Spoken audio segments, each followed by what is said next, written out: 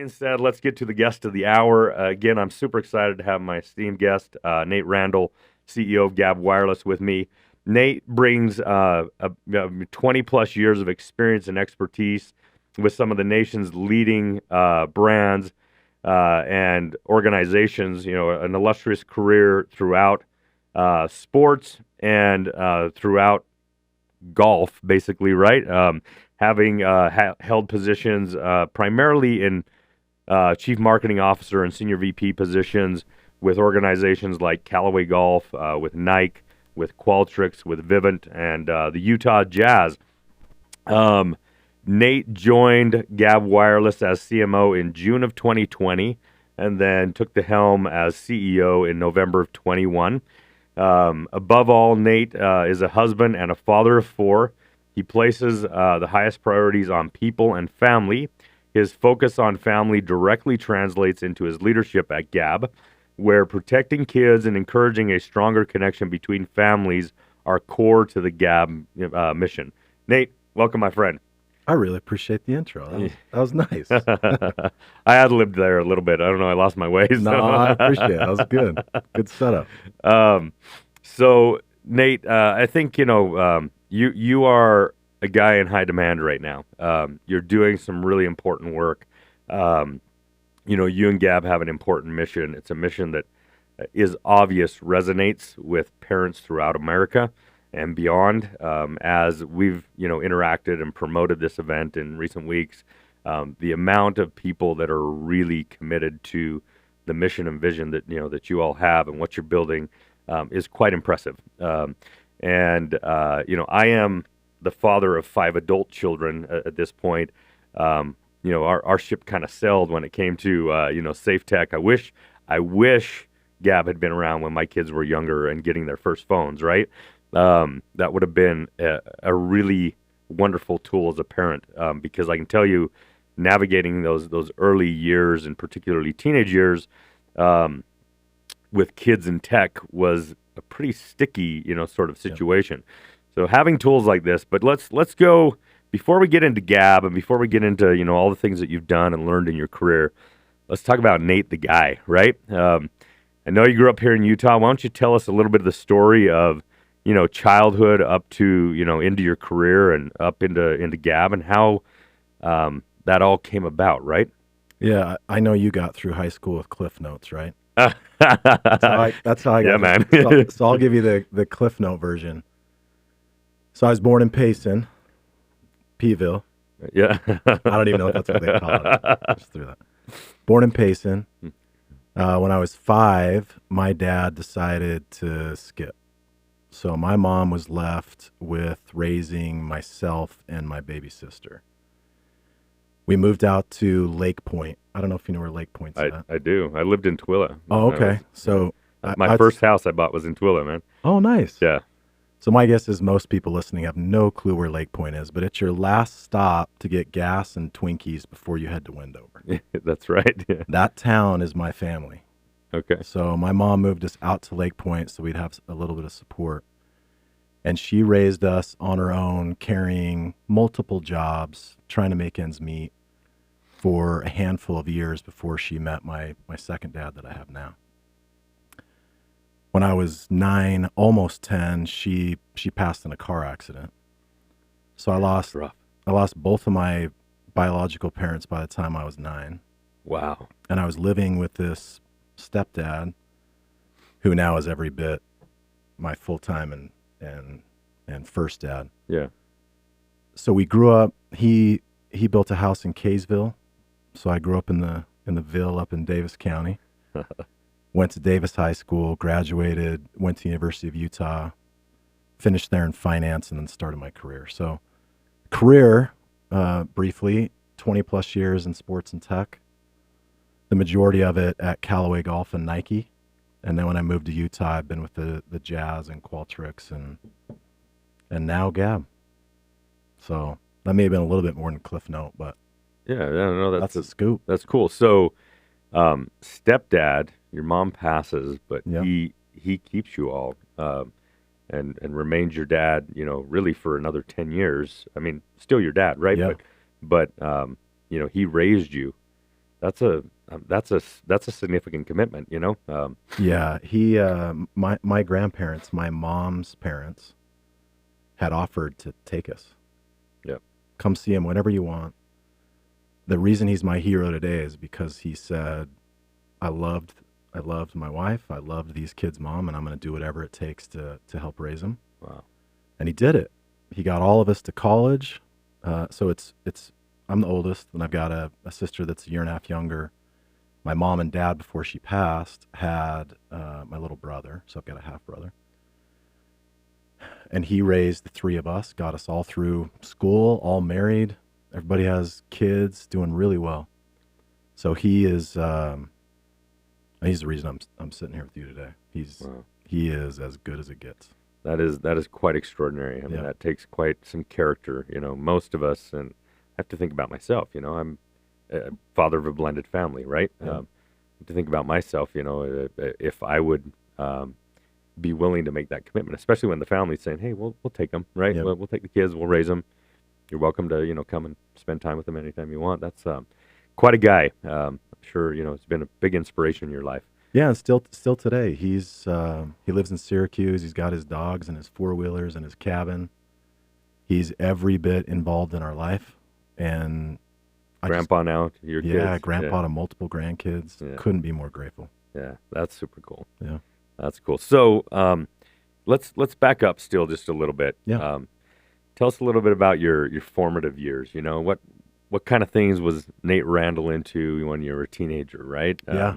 And then how did you ultimately kind of end up in this career? You studied, you have a finance degree, but end up in marketing, which those are like kind of, they are, right brain, left brain, very different things, you know? They are. Yeah.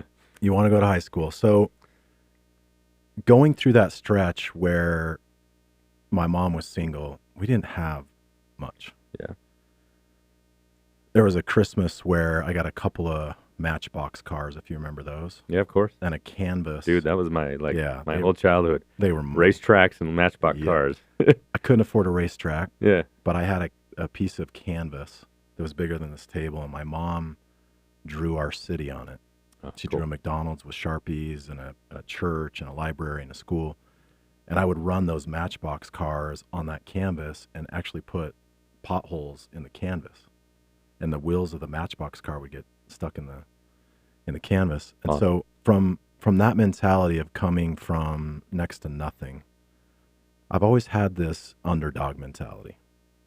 And my dad now is an attorney, had a successful career, did well for himself. But even through all that, I always had this mentality of I'm an underdog. I came from next to nothing.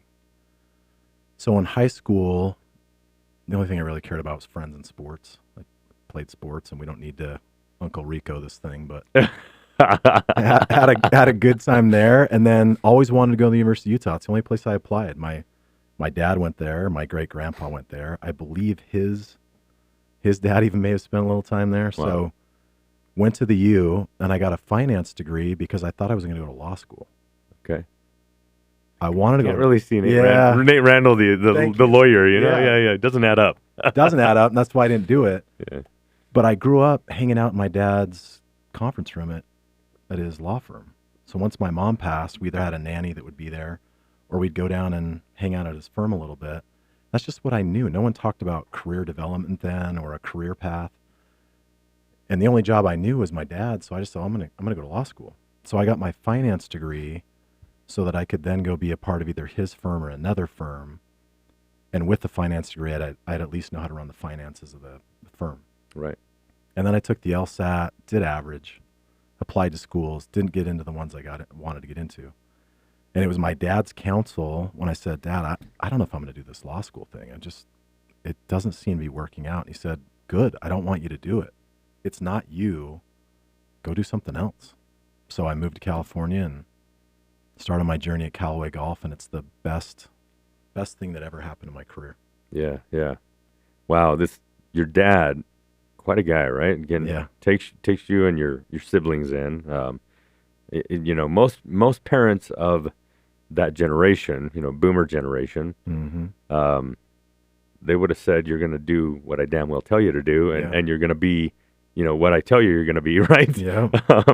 And here he is as an attorney, which would be, typically those professions, attorney, doctor, accountant, engineer, like the kids follow in the same footsteps Yeah. so often. At least they did in our generations, right? There, like you said, there wasn't this dialogue of, where am I going to find the most fulfillment and purpose, and where can I have the most impact, right? And what am I best at, right? And how do I really do self-discovery to figure out where I should land and what I should do with my career and what the purpose of my life is, right? That wasn't really a concept, which, by the way, Nate and I are the same age. I know he looks, 15 years younger than me. Okay. But hopefully you're not going to get mad at me for telling everybody this, but we're 47. We're not. I'm too old to care. I don't We're not too far from 50. And times were a little different back then. So I'm continually impressed by your dad, and to say, yeah, Nate, that's not you, go pursue something else, right? I would have got if he would have said, you picked a path, go. Yeah. I would have gone to law school. But when I had his vote of confidence of, it's not you, I'm in the middle of it, and I know it's not you. Go do you. Yeah. Well, me was sports. So I applied to, and I have to also give my wife credit. She's the best decision I've ever made. Yeah. And when I went, we were living in a little apartment, 1-bedroom apartment in North Salt Lake, right by the refineries. Oh, yeah. That's a great neighborhood. You'd walk out on a nice morning and get a good blow of the refineries. Yeah.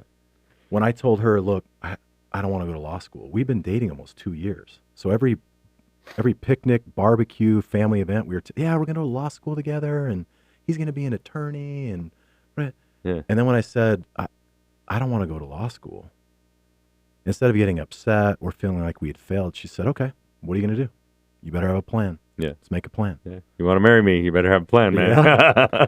So I started listing who I wanted to work for, and every one of them was sports companies, either golf, which I was playing a lot of and loved, or Nike and some of the other sports brands. And I was so fortunate to land an opportunity at Callaway that kickstarted all of that.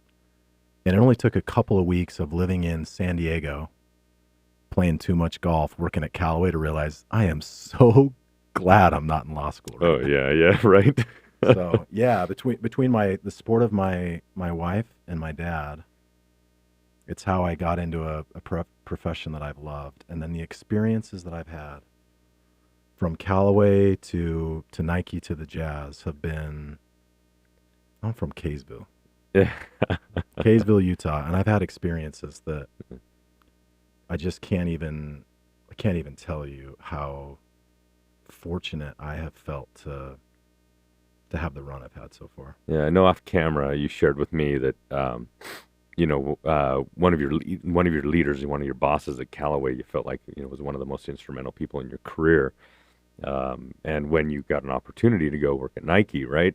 He applauded you and told you, Nate, how are you not going to do that, right? So yeah. Maybe tell us a little bit about him, right, and about the value of quality leaders in your career. Okay, look, you were born in Payson, spent some time in Lake Point, right, and then Kaysville. I grew up in West Valley, right? Guys that have grown up on the wrong side of the track, and sometimes you don't necessarily get to what people consider the right side of the tracks, right? Without some help. So tell us a little bit about that, maybe.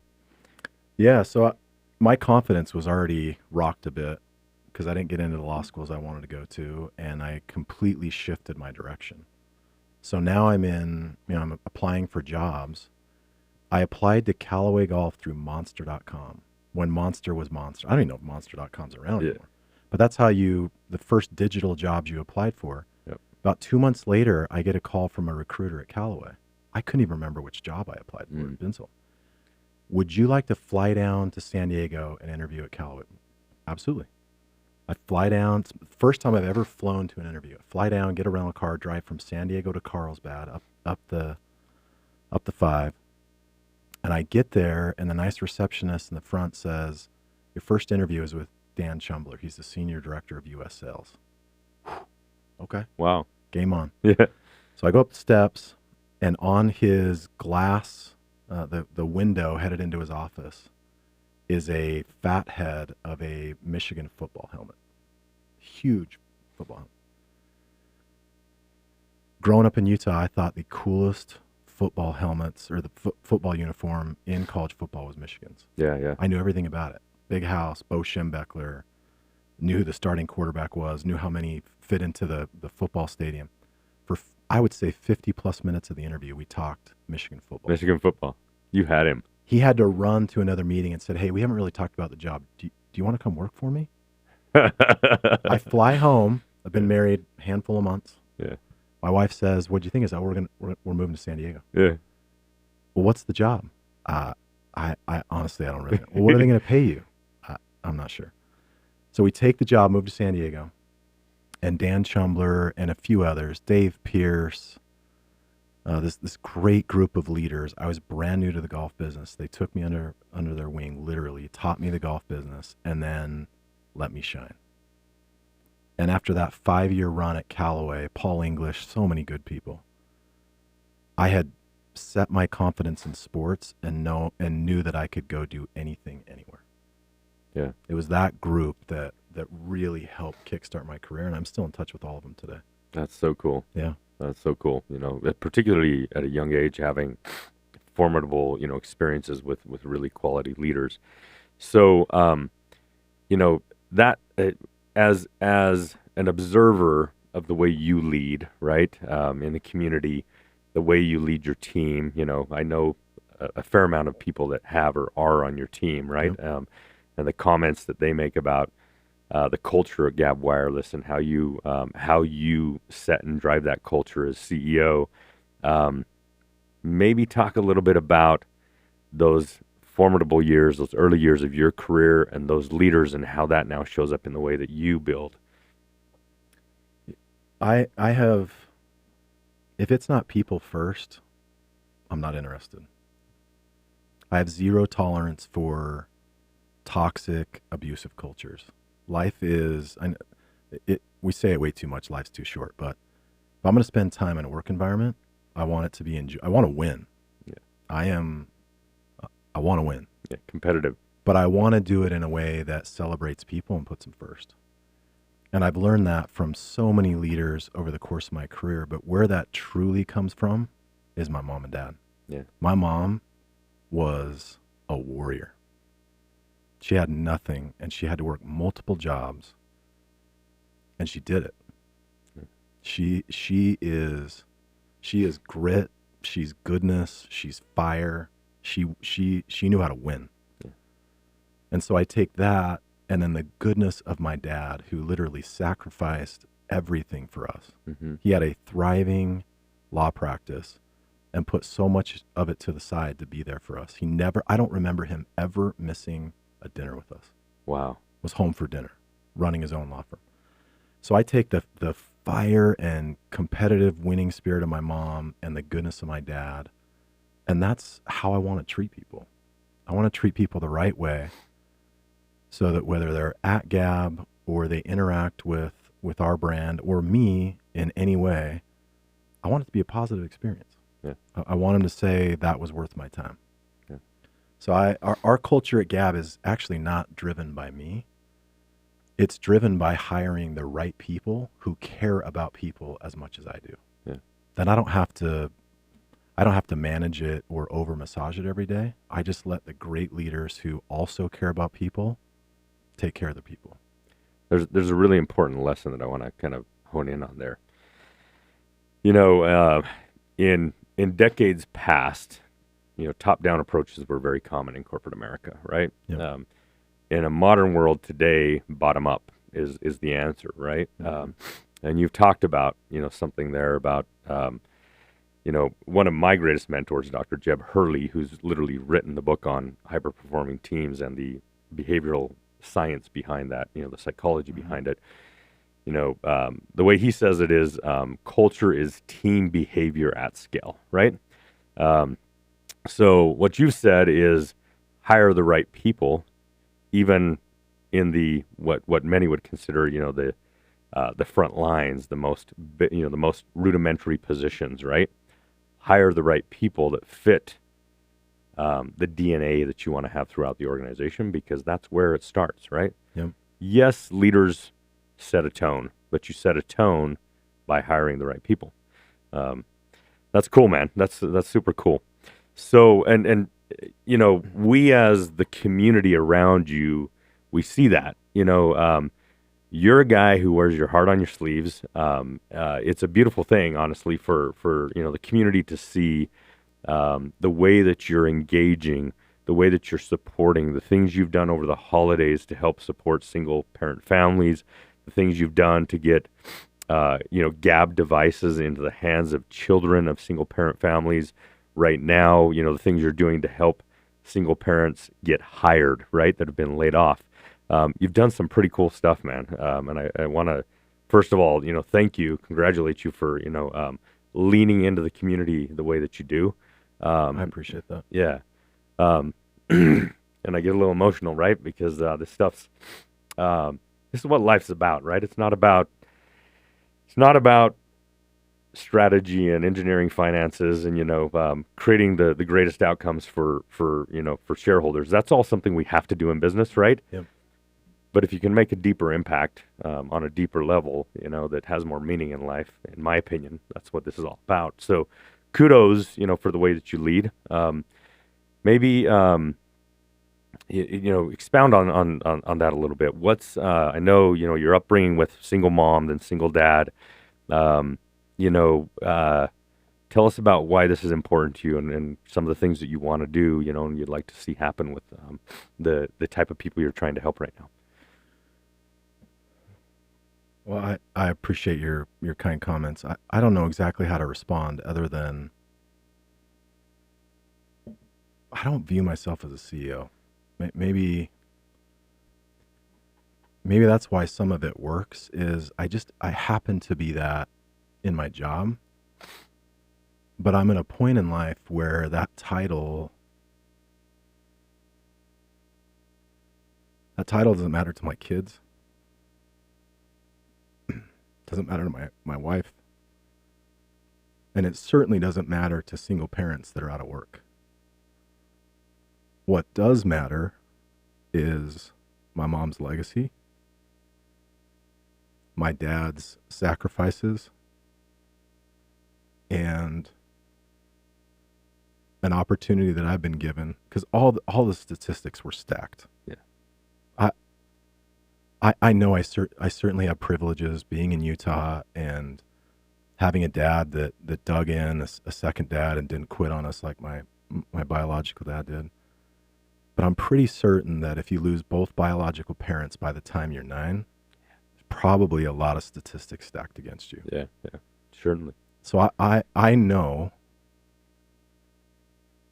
how fortunate I am to be in a place where I can help. And I don't want to waste it. Yeah. Because so far, anyone that's mattered in my life to me hasn't wasted their time on me.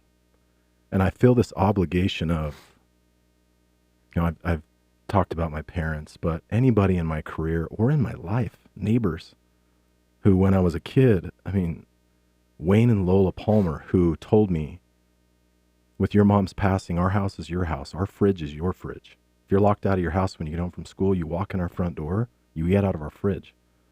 I grew up at my friends' houses. Josh King and Marion Felshaw King, I lived at their house.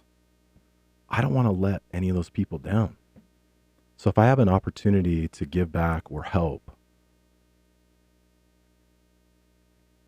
I'm going to do it. Yeah. I'm going to do it. And it's not from a place of celebrate the individual so much as just, I think I'm at a point in life, 47, I finally figured it out, that my greatest joy comes from giving back, not taking. Yeah. My greatest joy comes from being a dad and a husband, not a CEO. Right. I don't know if I articulated that the right way, but no, it's awesome. There's some really good life lessons there. One is that as leaders, and particularly, as you move up in a career and you get bigger, more illustrious titles, right? And become founders of organizations and all this stuff. It's really easy to get carried away in allowing that title to define you, right? Allowing you as an individual to become that person that you envision, you're supposed to be, but is it authentic and true to who you are and who you want to be, right? And I express that because I've had those, those battles myself, right? And I've had to have those moments of deep self-reflection and say, okay, where's the path I'm going? Is, am I being Earl Foote, Yeah. or am I being CEO, right? And who do I really want to be, right? That's one. Two is, there is a responsibility that comes with the title as well. And it's not just responsibility to, to the organization, to the shareholders, to the board, to your team, right? It's responsibility to the community around you. And you're in a position of influence, with that title and with what you've built and your skills and your leadership. You're in a position of influence where you can help create impact, right? And that's what I think, the community is very inspired by you, Nate. Everybody I talk to, like, you are top notch, for everybody right now. And that won't change, right? But yeah, I appreciate that. I think it's also important to. I've made a ton of mistakes, all of us have. but mistakes that I regrettably. I think we all make mistakes and wish we could have it back, but I have made a few mistakes in my life where daily I think about it's not who I ever wanted to be. I never wanted to treat anybody that way. I never wanted to make that mistake. And I think mistakes more than wins have shaped. When I see a single parent out of work,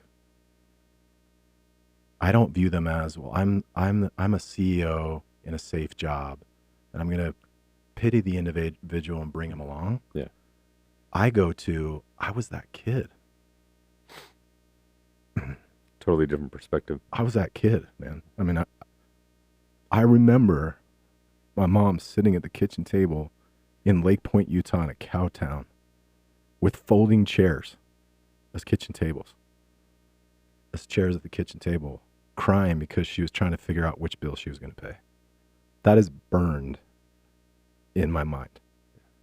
So when I see these moms and dads who are getting let go right now by these huge tech companies, by emails, or shutting off access, and the way that individual finds out is trying to sign on and they're kicked out, and they're a single mom or dad who's got to walk back into wherever their children are at and tell them it's going to get tight for a little while. I just don't have a ton of patience for that. Yeah. I get layoffs. Sure. Sometimes I get it. I get it. No one's immune. There's just something about single parents that if we can all collectively pull together and help them find opportunities, it's personal for me. Yeah. No, I get that. How are you making me emotional? That's what this chill out a little that's what bit, this man? is about, man. You put me under these lights, heat me out, sweat me out. It is warm in here, isn't it? It is. And I chose to wear the flannel shirt. I'm gonna roll up the sleeves. Goodness. Actually, You got a fan? you got rosy cheeks going on over I there. know Nate. I do. I'm getting cooked. And I can relate to this. I grew up in a great home. We didn't have much. My 6 kids. I was the youngest of 6 kids. My dad started his journey as an apprentice electrician, and over a 45-year career, worked his way up in that same company to ultimately vice president of operations, COO of the organization. But growing up, I had a very stable, family, great, loving mom and dad, still are wonderful, wonderful people. I did have a stint of a few years in my life where I was a single dad, right? Yeah. So I have some appreciation for this, not necessarily the hard knocks, I was already an entrepreneur, I did have to step back from my business a bit to my kids were, kind of teenage years, so I had to step back a little bit to make sure that they got to all their soccer games, and I was around for dinner as much as possible and all that kind of stuff. And it was shared with my ex too, right? Yep. So I wasn't single dad full time, right? It was part time. Uh, but it's a different dynamic, right? And certainly unemployment in a home where perhaps you might have two incomes, which of course is the norm most of the time now, and there aren't two incomes, and that income goes away. That's a scary situation, right? And then that's happening, unfortunately, very commonly in our community right now. You know, tech obviously is getting hit hard nationwide. We are a tech-heavy economy in Utah. It's hit home, right? And man, I can't agree with you more. And just in terms of sometimes layoffs are the ugly reality of business. There are things that can be done to responsibly build a business, to do your best to avoid those, right, as much as possible. But when it comes time that has to be, has to happen, you got to remember people first, Yep. in my opinion, right? And I think we share the same opinion. Yeah, and I anything I've said is not disrespectful to those who have had to go through layoffs over the last handful of months, because I get it. Leaders have pressure from boards and investors, and I know they have to happen. It's just whether you take a inhumane or humane approach, and I think that is completely under your control as a leader. Yep. And there's no reason why somebody needs to be let go. And I know HR leaders will always tell you it's better just to do it on a given day and make it happen and tear off the Band-Aid. I know there's a lot of different approaches, but there is a humane way. And the personal connection of sitting across from somebody and owning it, Yep, and having the conversation is the humane way. yeah, That I do know. yeah. No, I hear you 100%. Can we flip this? Can I ask you a couple questions? Sure, but I want to get into Gab. But yes, Okay. let's. Yeah. Go ahead. Your culture, because I appreciate your kindness, but I hear the same thing.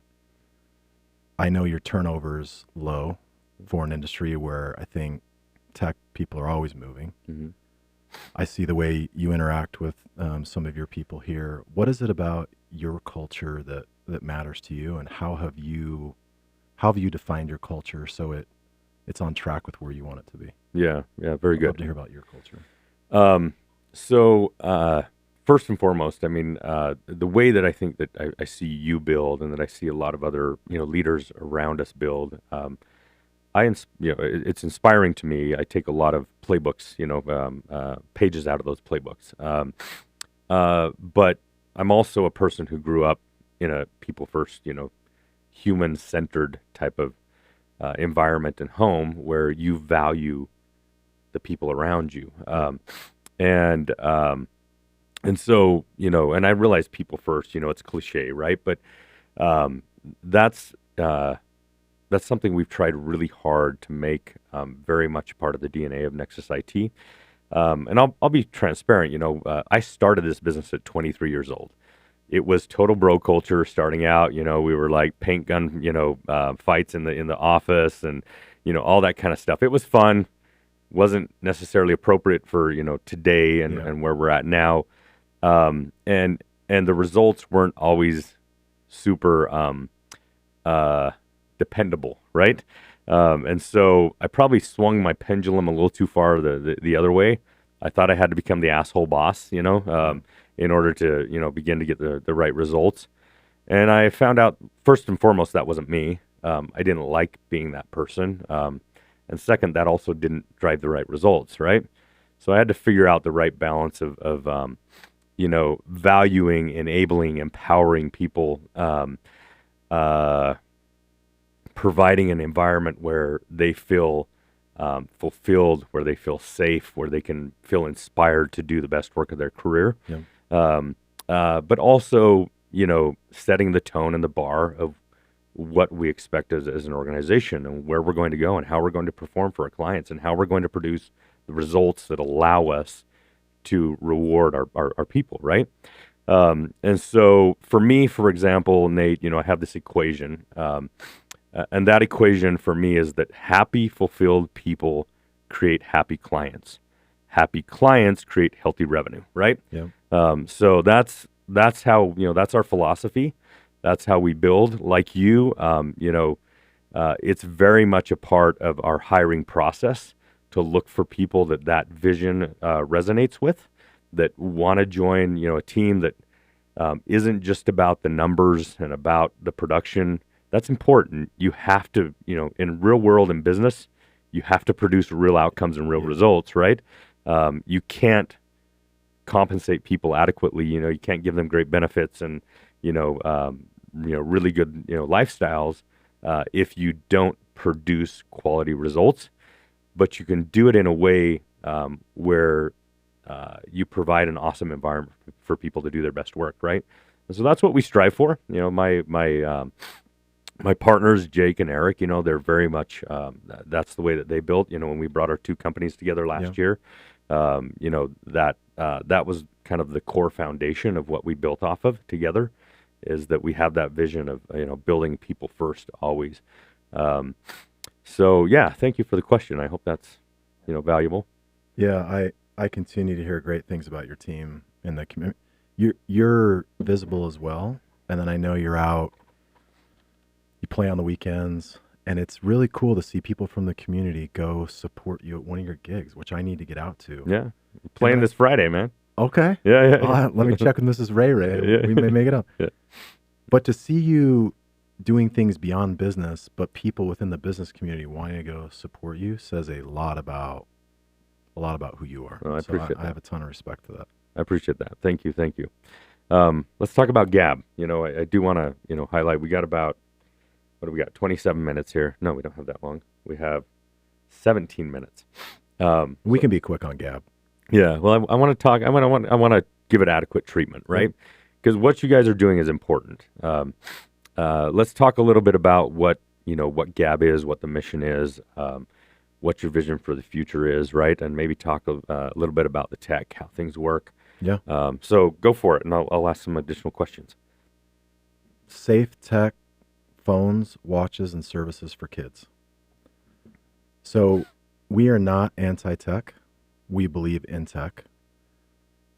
We believe that kids with their parents should take safe steps into tech.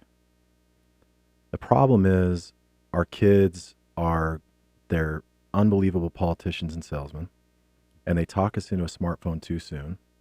And as soon as we hand it over, we've lost. Yeah. And parents fall into the trap of, well, I'm going to put parental controls on it. And once I set those controls, everything's going to be good. Won't be my kid. Well, our kids are, we have 5 adults in a room, and we had challenges getting the podcast to work. Right? Our kids are so savvy with tech. They know how to get around the parental controls. And the dangers and addictions of smartphones truly are crushing our kids.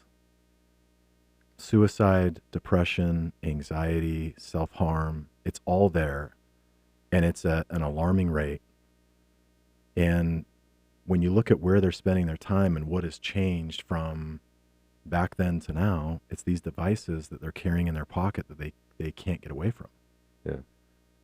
So Gabb was started because there were these adult smartphones that were never built with kids in mind. I don't care what those big tech companies tell you. They didn't sit in a room and say, let's build these smartphones for kids. Yeah. They built them for adults, and they want kids addicted. So there were these smartphones, and then there was a flip phone. And a flip phone, kids get bullied and teased because if you got a flip phone, you're a dork. Or by the way, I made my kids carry flip phones Yeah. for a long time no. because that was like all they could do is text, right? Yeah, I'm sure your kids absolutely love that. They definitely did not love me for that. So Gabb dropped into the middle of that, and we look like a smartphone, but we don't have all the dangers of that smartphone.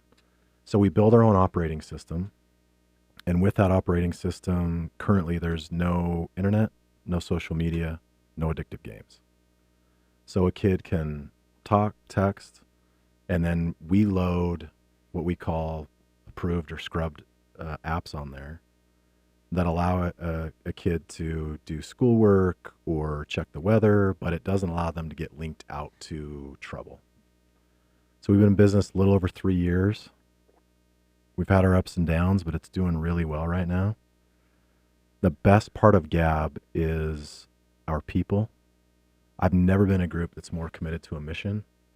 And because of that group, we're leading a category and it's working. It's been, somebody outside looking in, it's incredible what's happening in a space where so many big players in the category don't want us to win. Excuse me. No, you're sorry about that. Good. All good. Yeah. So that's Gab and trying to help kids be safely connected to their parents while delivering peace of mind to parents so they don't have to worry about all the dangers and addictions. Yeah.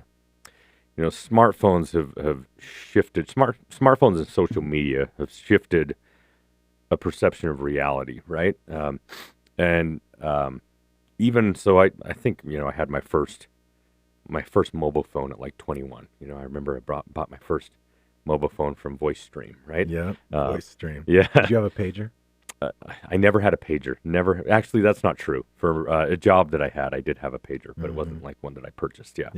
But I purchased that first mobile phone. I remember I started using, smartphones before that was a term, right? Because Microsoft had, Windows phones that you could do email and internet and all that kind of stuff on, before the iPhone, right? So probably mid 2000s, I started using. Oh, and I was a Palm Pilot nerd, man. If you remember those, those were popular in Utah, though, right? I think Franklin Covey made those super popular, but so I had Palm Pilots, and then went to iPacs, and then like Windows smartphones. My point is that our generation, I think we've had adequate contact with reality pre-smartphones, that we have a reference point to kind of go back to of what is reality and what is this inflated view of what glitz and glam in society is trying to portray on social media and whatever now.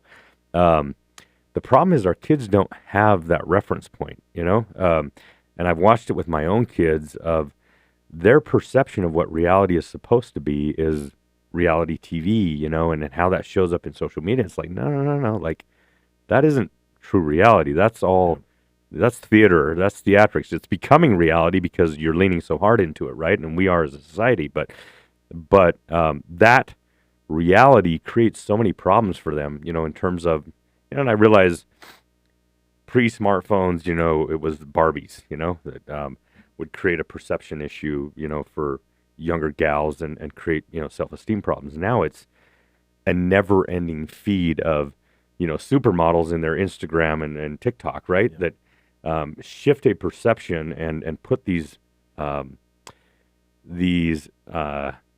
pressures on them to be something different, right, than who they are.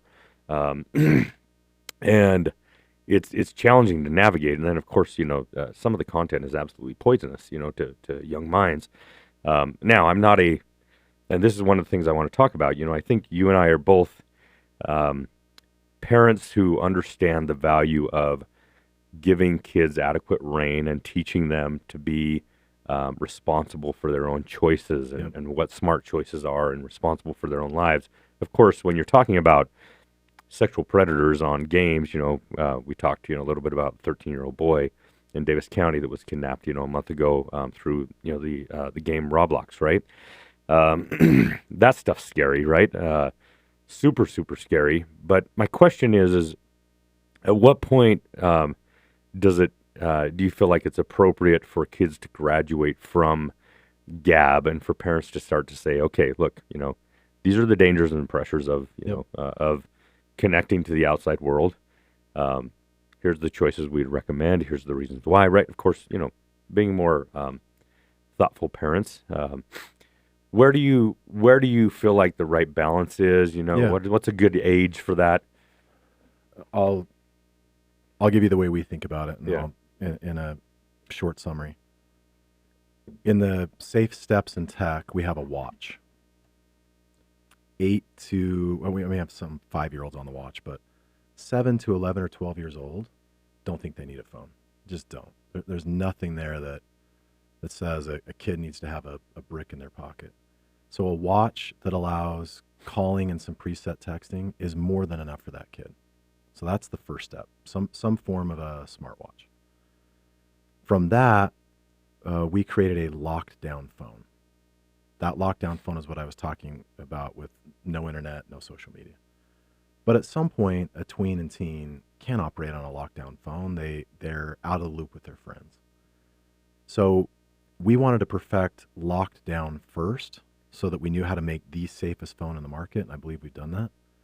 And now we're working on flexible solutions that will allow tweens and teens to not go all the way to a smartphone, because there's no sense in us competing with the big dogs. Sure.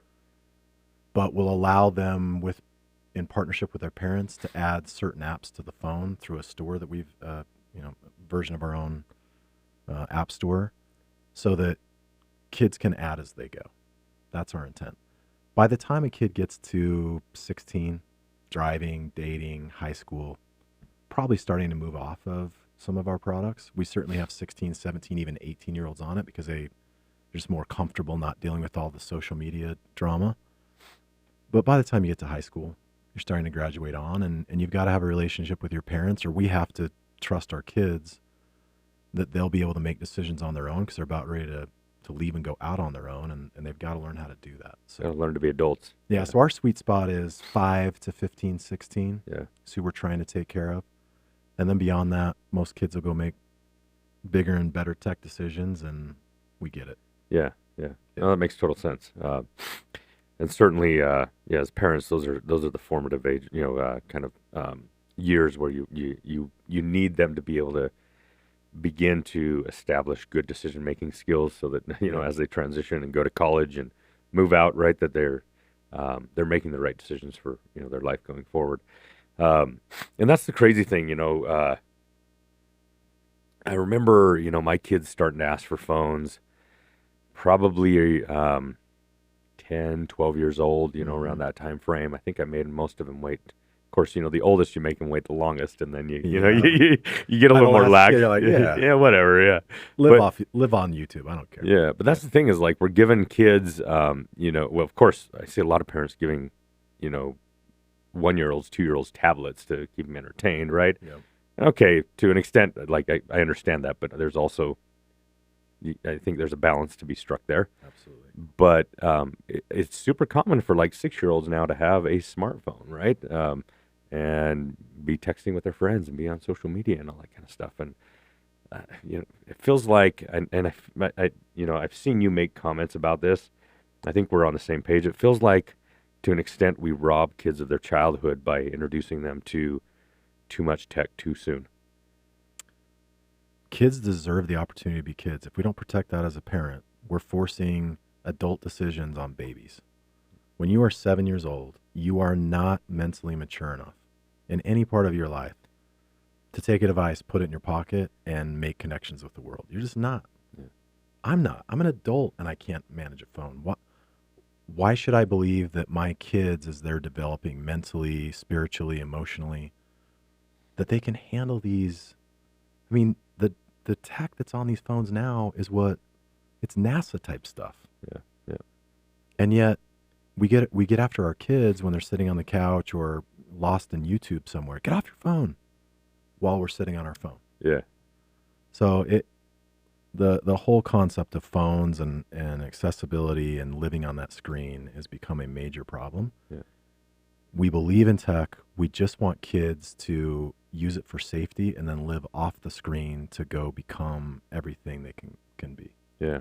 That's what that's so important. Like, when I grew up as a kid, I grew up in a neighborhood that bordered old farmland, right? We had these open fields and swamp lands, and, like, we would spend we would get up so excited, like 6 a.m. in the summer, to go out, get on the bikes with the friends, go hit the BMX tracks and go catch frogs and snakes, and, hang out in we'd have bottle rocket wars in these old, in these old farmland. And I personally, intentionally, the 3 homes that my boys grew up in, I bought homes adjacent to open space so that they would have, an opportunity to get out. Playground. Yeah, exactly. My boys all grew up playing competitive soccer, junior high school soccer. And I watched a shift happen in them, where they would spend most of their time outside being creative, having fun, and then they get phones and they get gaming consoles, in those tweener years, and they start being shackled, right, to those. Their life literally goes like this. Yeah, yeah. And so then as a parent, that's where you need the help to say, okay, you need to reclaim your life a little bit. You need to get out, breathe some air. I mean, we live in the mountains, go enjoy. Go get lost. Yeah. You got trails behind the house. Go for it, right? Have fun. Break a knee. It's okay, break a leg, I guess I should say. But yeah, man. So look, I fully support what you and what you're up to at Gabb. I think it makes a whole lot of sense. I think for most parents out there, it makes a lot of sense to help kids navigate, this dynamic of a very hyper-connected, tech-enabled world, but to do so at the right pace where it allows them to form, healthy brains and healthy habits and all that, right? So, Mallory, I haven't kept an eye out here. I know with the adjusted stream, we've had, excuse me, a challenge with some of the people finding our stream. Have we had any questions that we should get to before we wrap here? Okay, lots of cool comments. All right. So, Nate, we got just a couple minutes as we wrap down the hour here. Maybe my final question would be, just what are the greatest lessons you've learned over your, career as a leader, and what do you feel like would be the most helpful and impactful to share, with our guest? Which, again, it's mostly leaders, founders, right, that join us on Techbeat. We've talked about it a little bit. The people part of business should always matter. And I think it's easy to say, well, we have people. They're people that work for me, work with me, and I treat people fair. So I'm a people first, or I care about people. As I go through cycles, or as we've seen these cycles of businesses crushing it and big exits and everyone's winning and growth. It's easy to treat your people good during those stretches. If you were a tool or a jerk during those stretches, you are a true tool. But when it turns and layoffs happen and budgets get tight, how do you treat your people then? And that to me is the true character of a leader, and it's who I want to work for and with, are people who can weather those storms and do it with respect, empathy, and understanding. I'll go back to our team at Gabb. We don't have a leader on our senior leadership team who doesn't carry those qualities. Every one of them, if they were sitting here or if they were lined up, I could say he or she or they together all operate with empathy, understanding, and a realization of what their people are facing and what they will need or may need to do their jobs and feel supported. We joke about how old we are, and I know it's not that old, but it's old enough. I just don't want to. I only want to work with good people. I don't want to work with people who don't get people. And so it's part of why I'm at Gabb, is because the culture is a place where everyone's connected and unified in the mission. I love going into work. I love it. And not because of my title or the decisions I get to make, but because of we, us. It is uplifting, and we're doing a lot of good together. And I guess that's what I would summarize is, how are you treating your people now? In the thick of a downturn, and where will this economy go, and how will things move forward? How are you treating your people now? Yeah. Really important. Important question for sure. I mean, these are times that test everybody's mettle, right? Including the leaders. But it is, with the chair comes a responsibility as well, right? And it's not, just to be clear, for those of us that are leaders, it's not easy to live up to the requirements of that chair every single day. But I need a nap. we, yeah, yeah. I need a nap. But we have accepted the charge, right? Or we've placed ourselves in that charge, and that's the responsibility that comes with it. So, and look, I mean, our heart goes out to the community, to those that have been part of layoffs, to those that are, having to deal with layoffs, the businesses that, have been hit. There's a lot going on with the economy. It's shifting, it's adjusting, it's correcting, right?